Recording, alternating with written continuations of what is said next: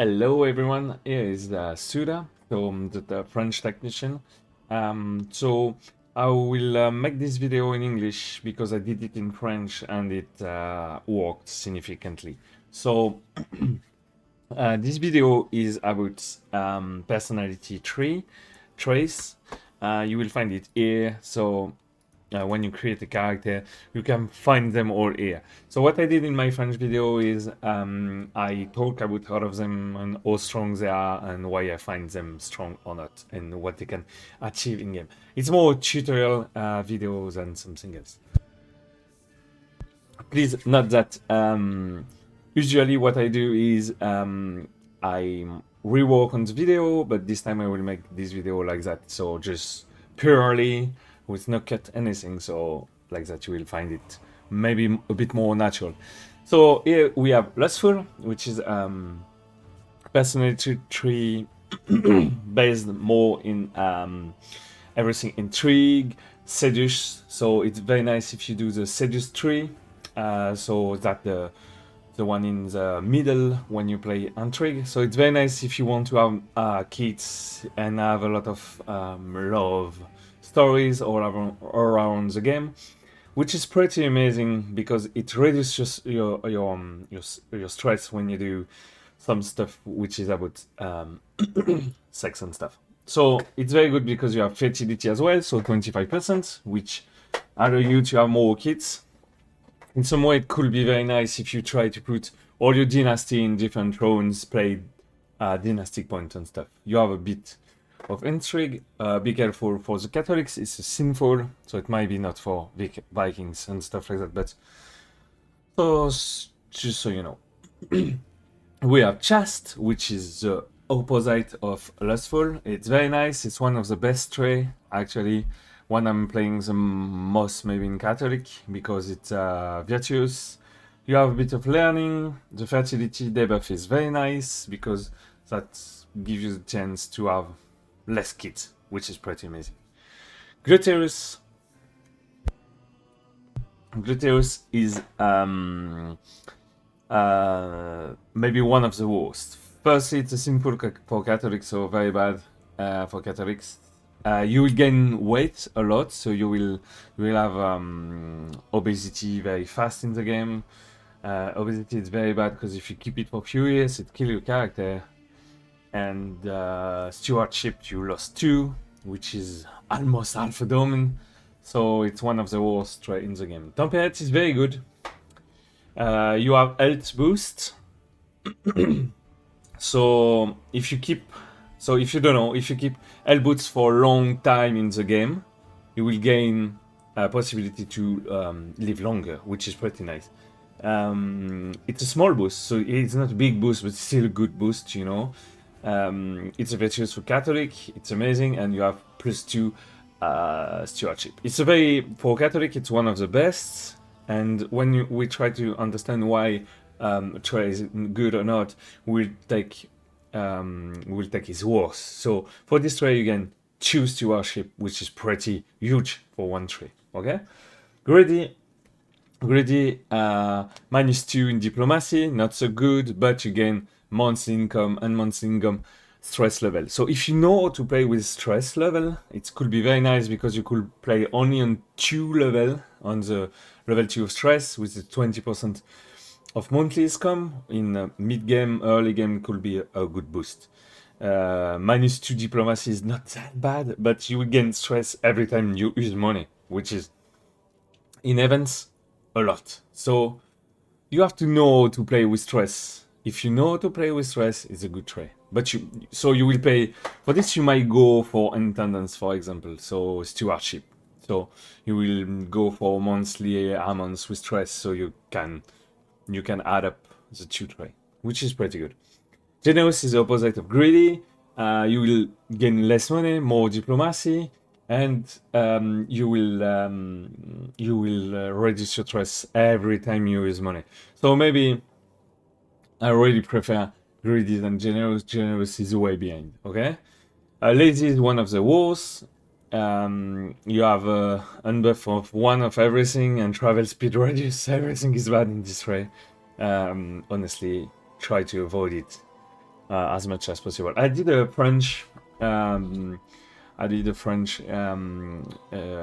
about how you can educate your kids and educate educate your kids basically. And I will probably make it in English very soon because it's a big video, you know, and it's been done a few years ago and it's still up to date. So I need just to make it in English now. Diligence is one of the best traits in the game. Why? Because you have unlocked developer capital decision, which allow you to level up the development currency development of your capital, which is pretty good. And you have 2 diplomacy, 3 stewardship, and 3 learning for 1 trait, which is very, very good. Okay, the traits lost minus 50%. We don't even care. Probably one of the best actually in the game is this one. Grateful. I think for the Viking it's virtuous, so you will lose a bit of diplomacy and 3, and again 3 martial, natural dread plus 20, so you start with the plus 20, which is pretty amazing, and you can punish criminal with that. That is a good trait. Okay, it's a good one. It's not the best. It's middle tier. If you get it, it's okay. Will you look for it especially? Not so sure. Okay. Calm is good.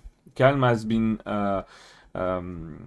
subject to debate in my French community because it's allow you to level up or low down your stress depending on what you do. So if you calm, you don't like any big interaction, you're not a big fan of traveling and everything like that, so you can play with the stress and stuff, you know.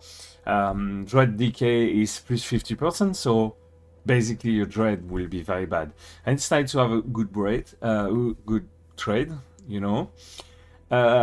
Honestly, I will put it in the low tier, you know. If we go S, A, B, that will be enough for tier list here, and calm will be in B. I will put probably somewhere in the middle a tier list where we can see them, you know, in the list. So it could be nice for you. Patient is good. It's good if you want to learn stuff, if you want to improve your character by making university travel and all stuff like that. You have boost of learning, and every time you do something quiet and nice, you will lose weight. You will lose some stress. So it's very good for new player maybe who doesn't know exactly what to do or use his character. Could be nice. You have Impatience at the opposite. Travel speed is good. Monthly prestige is good for Viking. The rest is pretty bad. Okay, so maybe try to invite Impatient. Arrogant is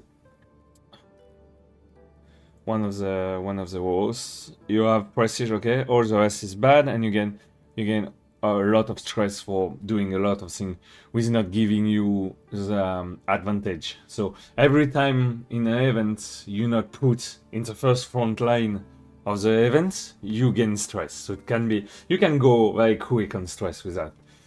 So you can combine this one with greedy, and you find something that will go balance, you know, in the events, and could be nice. Otherwise, don't use arrogant. Humble is pity, gain you pity, but everything you do arrogant. So every time you go in front lane, you gain stress. So it's low tier as well, B, I think. Deceitful is intrigue, so it's very intrigue based. So if you play intrigue, this one is a must have. If you don't play intrigue, don't try to have it. You gain stress if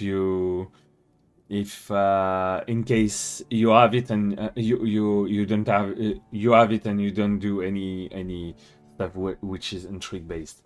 In the same one you have honest, so that the opposite. Every time you do something which is doing intrigue stuff like killing someone, creating complot, trying to imprison someone, you will gain stress straight away. So it will up your stress so high, like, and there's nothing you can do. Like, anything, like try assassin someone, when you try to kill someone in a prison, honest will give you a boost of stress. So it can be nice if you mix it with greedy. Otherwise, if you don't know exactly how to play with stress, avoid honestly. Honest give you a -4 in intrigue, so you can't do anything in intrigue either, even if you want to with honest. Craven is a worse, honestly. Every time you have a battle, every time you have an event or you have to fight, so hunting, everything would put you in value, like arrogance. This will give you stress basically, and high amount, like because you very hate, yeah, like Craven is very Craven, you know. So and you lose 2 muscle. Prowess is not that bad because we don't care. Okay, you have scheme, secrecy, and travel safety, but still, it's too bad. Like, and it's -10, so the game considered it like bad. Brave is the opposite, and for Viking, it's a virtuous. You have 2 muscle, and you have you have chance to die 2 times more, like double your chance to die in battle. It's not like you will die in every battle, but it's double it. It's okay, yeah, like. I think it's B, honestly. Shy is it's alright, but it will be the same that honest. You can honestly gain a lot of stress when you get exposure to event, exposure to scheme. So be careful with this one if you don't know how to play with stress. And yeah, okay, you'll -2 diplomacy, 1+1 learning. It's a it's good balance. Diplomacy, we don't care that much about diplomacy, to be honest. When you get a big diplomacy when you character, you don't care if you have less, like low diplomacy, you don't care as well. So pretty good balance. So this one is B tier probably. Gregarious, you get +2 diplomacy, and everything we get social event will reduce your stress. So if you don't know how to play with stress, if you're very unconfident with stress, you lost a lot of character with stress, put gregarious on all your character, okay? That will be something that avoid you to die from stress. Otherwise, it doesn't give you anything good, like because the stress is not that bad in the game, but it doesn't give a big boost like we can have in Diligence, what give you a lot of boost, you know. So gregarious, I will put it in A. It's good, but not that good. Ambitious is the second better trait in the game after Diligence. Give you +1 in everything. Gain stress, you don't care. Opinion of Leech, you don't care. And Glorious owned +10, so you like it. And or other ambitious hate you, of course. But it's a good trait, honestly, it's a good one. It's a good boost, like it's +1. It's +6 in one trait, so it's very good. Content is good. -1 in intrigue, +2 in learning, low stress, opinion and liege, opinion and vassal. It's good, but you get stress when you try to be a bit ambitious. So when you try to overload your liege, so you have to be careful. But it's manageable because you will do it 1 or 2 times in your lifetime. Like. Arbitrary, it's not good. You don't like to lose stewardship, whatever it is, okay? You can dismiss hook the interaction, but you never want to dismiss your hook, okay? It will make you lose stress, but it's useless, like, honestly. Just is bad. Okay, it's low on your intrigue. It gives you a bit of stewardship, of learning, but same every time you execute someone, try to kill someone, imprison someone, everything like that, which is a big borderline in the game, like killing your kids or anything like that, or imprison your kids, being stress. So be careful with this one, okay? Be very careful. But but you have minority +15. In opinion, is not that good because minority or vassal never look for something. They never look for your for place in the in the council. They never go, or mostly of the time they never go in trying to take your place, and so power chal is nice because you have a lot of power chal, even especially if you try to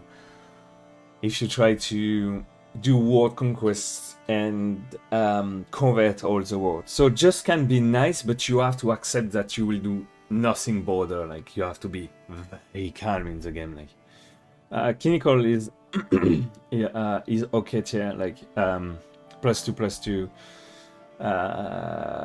Monthly piety, okay, you lose some piety, but you wouldn't care, like honestly. Pelerinage is so OP now, like that you can catch up very easily. So okay tier, I say. But I'm not so sure about Cynical, but I think you have a lot of stress event linked. So you have to be careful with every single religious, honestly. And opposite is Zilus, so you like religion, you have martial +2, mentality. You hate all the feats, which can be very bad in a lot of cases when they can Oliwire you. So Zilus is okay, you know, it's not that good, it's not that bad. Paranoia is, you have to be very careful of this one. You can stress a lot. You have a bit of intrigue. You move, travel speed is reduced, so I will put it very low, to be honest. Trusting is okay. It's okay. Nothing major to say to this one. I will never play with trusting, to be honest. I think you have some events will give you stress if you try to overload your liege. And you always have a liege, well, at the start of the game. Compassionate is the same than just and honest. You would gain a lot of stress. On compro, on scheme, everything scheme related, you gain some stress for sure. Okay, so be very careful with that. And natural dread is -15. You gain diplomacy. We don't care about it, so it's shitty. Honestly, compassionate is one of the worst. Kalaos, Tyranny gain -20%, which is very good. DK Dread -25, very good. Dread gain +25, very good. Intrigue +2, very good. Everything is very good. It's okay. And you gain reduced stress every time you kill someone or you do something bad, which is very nice. Sadistic is one of the best, especially for new player. You can kill your own child. That means you can if you know to play with new intrigue system, you can kill them and nobody knows you did it. So if you have two sons, you don't want your empire or your domain to be split, you can kill one of them. And every time you have stress, you can go in your prison, torture people, kill people, and you lose stress. Everything you do bad in the game reduces your stress, and you have +2 in intrigue, which is very good. And if you have sadistic, you can give sadistic to one of your child, which will be in your army, for example. So they will gain +4 prowess. You can educate your future knights will gain +2 prowess. Stubborn is one of the best. Small disease resistance. With disease are very bad now, like with all those plague. So this is very good. And you have +2 stewardship. Okay, vassal opinion is reduced, but who cares? Honestly, who cares? Fickle, not that good. You don't want to lose 2 stewardship in any way. Eccentric is one of the best, but honestly, I never saw it. Like we never see it in game. Like it's very rare. You gain 2 learning, pretty good. Stress lost and stress gain the same. You know, it's compensates because when you gain, you'll try to lose after that. That's the same.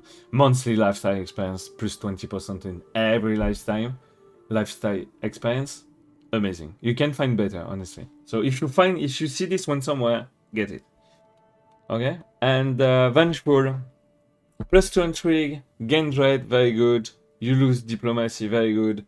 Allow to fabricate hook scheme against your rival. it's okay tier, which is good. Is so it's good if they are in your